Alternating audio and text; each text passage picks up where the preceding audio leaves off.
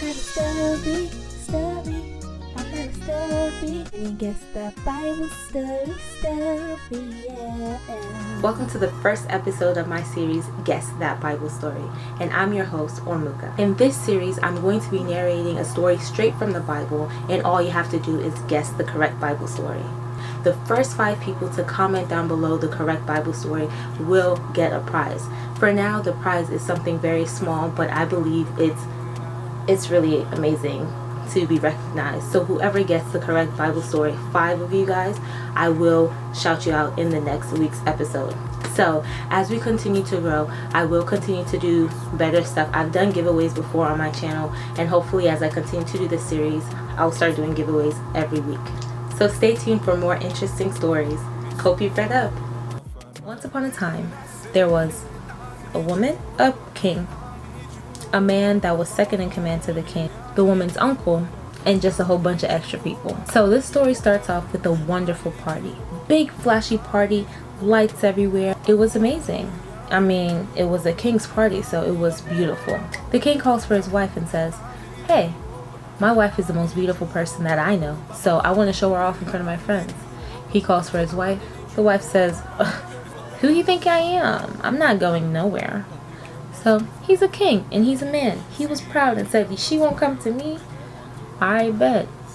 He went and had her kicked out, and boom, right there and then, she was scrapped from the entire existence of being in that palace. He decided, you know what, I'm the king. I deserve a wife that's going to be my queen. He started scouting for a new queen. He said, "Where are you, far and wide? Come, whoever wants to be my queen and just thinks that she's good enough. Think you got what it takes? Come on. Come be the queen." There was this special woman that passed all the stages, because literally it was an audition. Hundreds of women came, but she passed the first stage, the second stage, third stage, and she kept going higher and higher, and boom, she was top 5. This was now the time for all the pampering and all the soaking in of all the gorgeousness of being a queen. And that soaking and everything takes 12 months. 12. 6 for essential oils and 6 months for fragrances. After soaking in all the goodness of just wealth, she is now ready to go ahead and give herself to the king. You know, that's what he wanted. So that's one of their final auditions. And if the king delights in you, then you will immediately then and there become the queen. So she goes ahead, and she had been faithful listening to her uncle that was in the palace. He told her everything to do to be able to win this man's heart. She did everything, took with her what he liked, and did all of that. And the king immediately saw delight in her and decided that that's going to be his queen. Everybody else, you out, go home. So after that, a situation came up. There was so much problem in the land. The king decided that he's going to kill a tribe and said, "This tribe, nah man, I'm not dealing with them no more. Kill all of them." And not knowing that that was the tribe that his wife, his new wife, the queen, was from. Remember I mentioned the uncle from earlier that helped train this woman. He's like, "Oh my God, they're about to kill all our people. What are we gonna do? I am just so distraught. I'm gonna take off all my clothes and wear the clothes of the people of my tribe. And I'm going to make a fool of myself and stand outside the gate of the palace and just cry and look a whole mess. I don't care. This is my way of saying, please don't do it. This is my way of protesting. So if they don't understand it, then they don't understand it. But this is the only thing I can do." So the woman decided that she's going to figure out a way that she can talk to her own husband and tell him not to kill her people. So her and the uncle decided that they are going to come up with a plan. They came up with a plan that required them to fast for 3 days and really pray. So the 3 days was up, and it was time to talk to the king. There was a room, a special room that the king had that he did not let anyone go into. Just him. If he does not call you into that room and you go into that room, it's done for you. Not, "Oh, bye, you're banished." That, yes. She goes into that room. She said, "If I die, I die. You gonna kill me, you gonna kill me. At least I tried."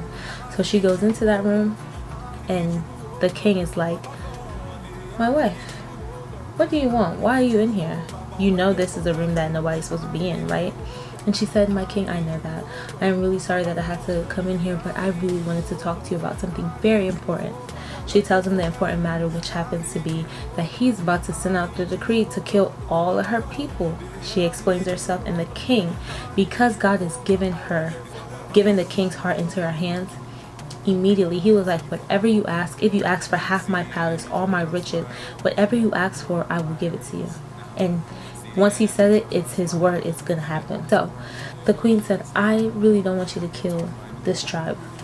And he's like, no problem, done. All we have to do is make sure that the people that took out the scribes to announce that we're supposed to kill, because back then you had to write it out and sign it so that they know it is from the king. So they just needed someone to go ahead and run over to find that person so that it doesn't happen.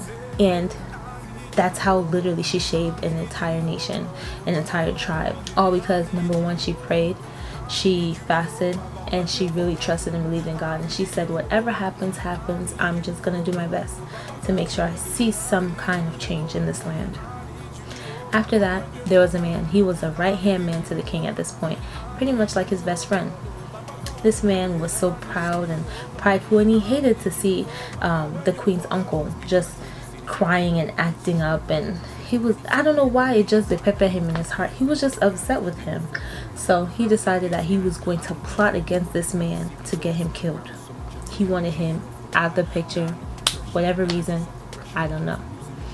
So he was like, this man, he went ahead and told the king, like, this man, we need to get him out. Like, why would he go out there and be embarrassing us like that, crying? What? Who does that? So the king said, what should I give unto a man that is tender-hearted, is loving, is caring, a man that I promised him so much stuff and never got to it? What should I give to this man? And this man, the king's right-hand man, said, oh, obviously he thought it was him, but it wasn't him. So the right-hand man said, oh, you should give him jewelry, you should give him women, give him everything. And the king said, you know what, you're right. The king's right hand thought he was talking about him, but it was not him. He went down and found the queen's uncle and gave him everything. Wealth, a robe to signify that he is literally next in command. He even let him start writing the little notes and signing it as the king. That's how powerful he became. He was literally just like the king. And then for this king's former right-hand man, what he was planning to kill this innocent guy that was just sad for his nation. So what the king decided to do was, what you set up for this man to die, you're going to die that exact way. And he got hung and was laid to rest. And after that, the whole entire place lived happily ever after. So if you enjoyed this video and you want more, please let me know. This is the first one, so it's not going to be perfect. I know there were some points where I was like falling off a little bit, but I hope you guys liked it. I filmed this so many times. There was one where I was doing theatrical stuff and accents, but I kind of lost track of who was who. So I said, if I'm the one telling the story and I lost track of who is who, then how much more y'all?